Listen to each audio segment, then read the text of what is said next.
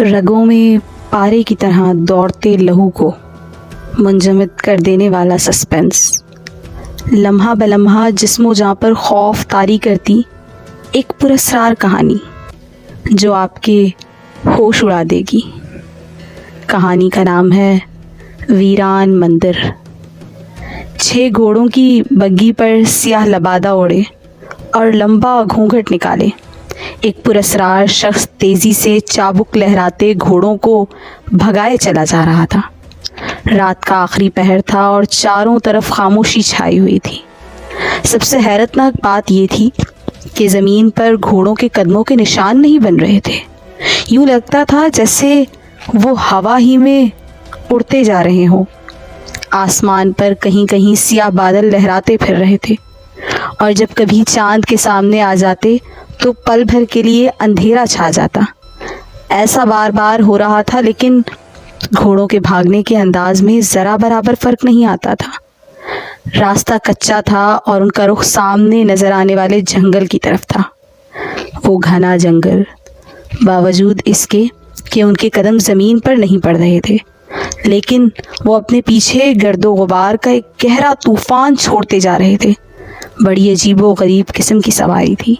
कोचवान वक्फे वक्फे से चाबुक लहराकर उनकी पीठ पर मारता तो पल भर के लिए वो चाबुक की आवाज़ सुनकर उछलते, फिर और ज़ोर लगाकर दौड़ने लगते। कुछ ही देर में वो जंगल के नज़दीक पहुंच गए। रात की तारीकी में जंगल का मंजर अच्छों के होश उड़ा देने के लिए काफ़ी था। हल्की हल्की हवा चल रही थी और मौसम में कदरे ठंडक का एहसास हो रहा था। जंगल के नज़दीक पहुंचते ही कोचवान ने उन्हें दाएं तरफ नज़र आने वाले रास्ते की तरफ मोड़ दिया।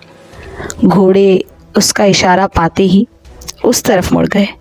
तकरीबन 3 फीट चौड़ा रास्ता बल खाता जंगल के अंदर जा रहा था, जिस पर वो भागते चले जा रहे थे।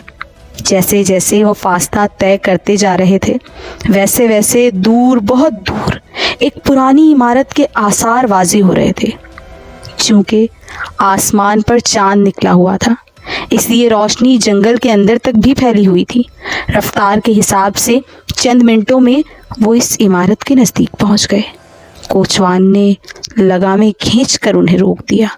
घोड़े यूं रुक गए जैसे चाबी ख़त्म होने पर खिलौने। शक्ल से इमारत कोई बहुत ही पुराना मंदिर दिखाई दे रही थी। किसी दौर में शायद ये कोई शानदार मंदिर रहा होगा, लेकिन मौजूदा गर्दिश हालात ने इसे देखकर खौफ तारी होता था। इमारत की लगभग 25 के करीब सीढ़ियां होंगी और इसके दोनों तरफ 2 गोल सुतून बने हुए थे, जिन पर नामानूस जुबान में अल्फाज कुनंदा थे। मंदिर के मेन गेट के ऐन दरमियान एक पुरानी वज़े का घंटा लटका हुआ था, जिसका रंग स्याह हो गया था, या शायद अंधेरे की वजह से ऐसा दिखाई दे रहा था। कोचवान ने नीचे उतरकर बग्गी के पीछे का पर्दा उठा दिया। अंदर एक स्याह रंग का ताबूत रखा था, जिसके ऊपर लगे हुए शीशे में से एक नौजवान औरत का चेहरा साफ दिखाई दे रहा था। यूँ लगता था जैसे किसी जालिम शख्स ने सिरंज से उसके जिस्म का सारा खून निचोड़ लिया हो। ताबूत को अपने कंधे पर उठाकर वो मंदिर की सीढ़ियाँ चढ़ने लगा। उस तमाम कार्रवाई में उसके चेहरे का घूंघट बदस्तूर इसी तरह कायम था। ताबूत के उतरते ही घोड़े हिनहिनाते हुए तेज़ी से एक जानिब बढ़ गए। यूँ लगता था जैसे ये सब उनका रोज़ का मामूल है। सीढ़ियाँ चढ़कर ऊपर पहुँचते ही सामने एक बड़ी सी राहदारी थी, जिसके दोनों तरफ बहुत से कमरे थे, जिनके दरवाजे बंद थे और उन पर कुफल पड़े हुए थे। छत से लटकते हुए मकड़ियों के जाले ज़मीन तक पहुँचे हुए थे और फर्श जगह जगह से उखड़ा हुआ था, जिसकी वजह से काफ़ी सारे गड्ढे बने हुए थे। लेकिन कोचवान ताबूत उठाए तेज़ तेज़ कदमों से बढ़ रहा था। ऐसा लगता था जैसे वो किसी मखमली कालीन पर चल रहा हो। कुछ ही देर में वो सामने नज़र आने वाले एक बड़े से दरवाजे में दाखिल हो गया। ये एक बड़ा सा हॉल था, जिसकी दीवारों का रंग गहरा पीले रंग का था, जिस पर जाबजा हिंदुओं के देवताओं की तस्वीरें टंगी हुई थीं। हाल के वस्त में एक बहुत बड़ा बुत नस्ब था, जिसके बहुत से हाथों में मुख्तलिफ चीज़ें पकड़ी हुई थीं। बुत के कदमों में खुश्क फूलों का ढेर था और बहुत से खुश्क नारियल के छिलके भी दिखाई दे रहे थे। किसी दौर में ये एक पुरकशिश इबादत गाह रही होगी, लेकिन अब इस पर एक अजब सी नहुसत छाई हुई थी। न जाने किन हालात के तहत लोगों ने इसे खैरबाद कह दिया। हाल की बनावट से जाहिर होता था कि ये काफ़ी बड़ा होगा।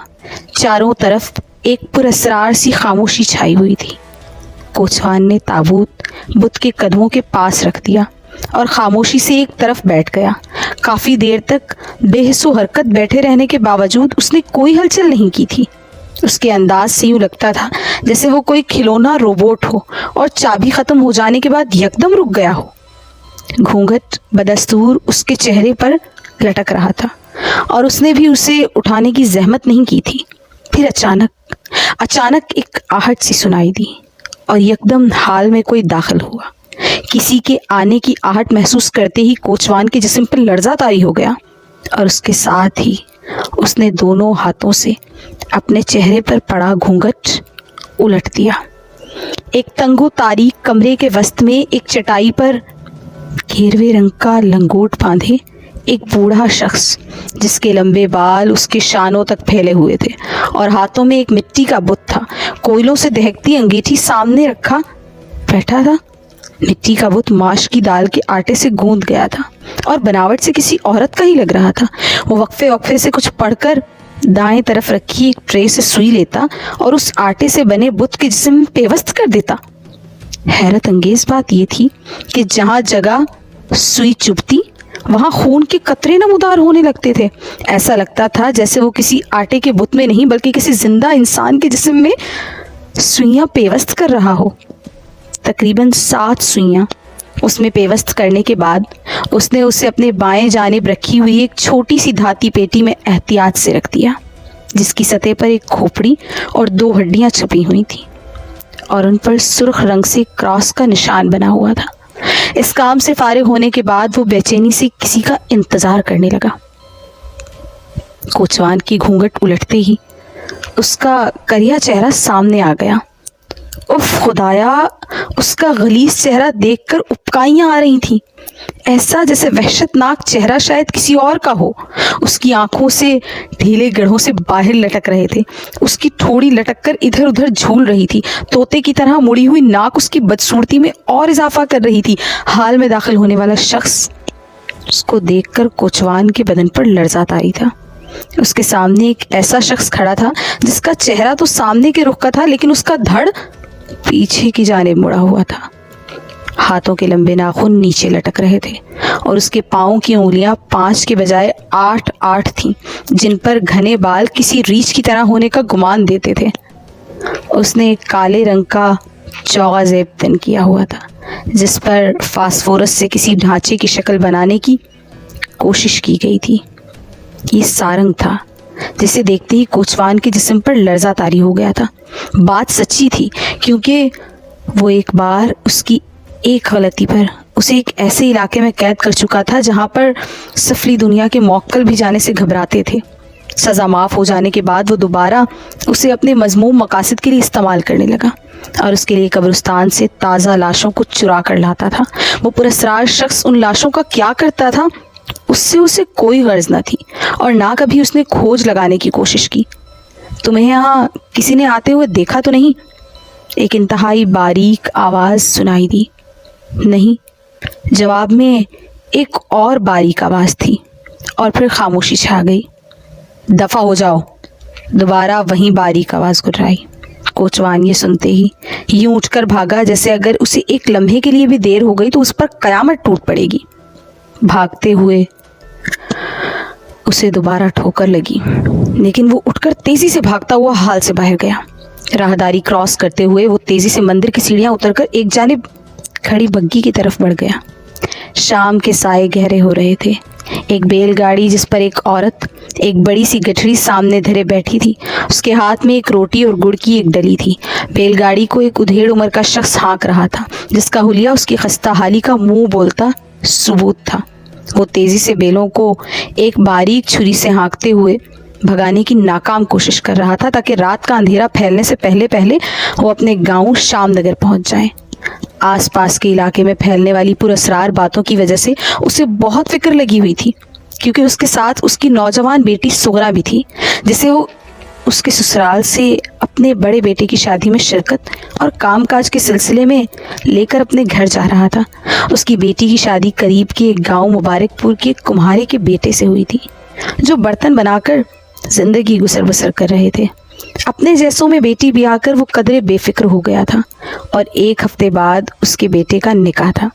چونکہ اس کی کوئی اور اولاد نہ تھی سوائے ایک بیٹے اور ایک بیٹی کے، اس لیے کام کاج کے لیے اس کی بیوی نے اسے مشورہ دیا تھا کہ پڑوس کے گاؤں میں بیائی ہوئی بیٹی کو کچھ دنوں کے لیے گھر لے آئے تاکہ وہ شادی کے انتظامات میں اس کی بیوی کا ہاتھ بٹا سکے۔